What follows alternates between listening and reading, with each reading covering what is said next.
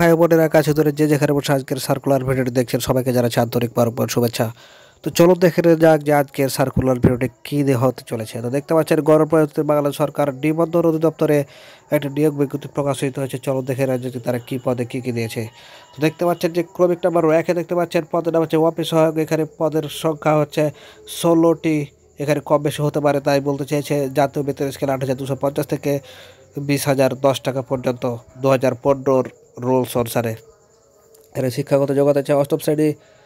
দ্বিতীয় নম্বর যেটা রয়েছে সেটা হচ্ছে নৈশ প্রহরী অর্থাৎ নাইট গার্ড। এখানে পদের সংখ্যা হচ্ছে 3টি, কম বা বেশি করতে পারে।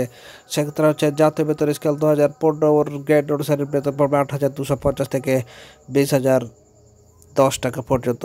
অষ্টম শ্রেণী পাস যোগ্যতা চেয়েছে। তো দেখতে পাচ্ছেন নিচে বেশ কিছু তারা শর্তাবলী দিয়ে দিয়েছে যে পদে আবেদন করার জন্য আপনারা কী কী করবেন। আপনারা যারা আবেদন করতে ইচ্ছুক তারা আপনারা অবশ্যই এই রুলসগুলো ভালোভাবে দেখবেন, তারপর কিন্তু এই পদটিতে আবেদনের জন্য বেছে নেবেন।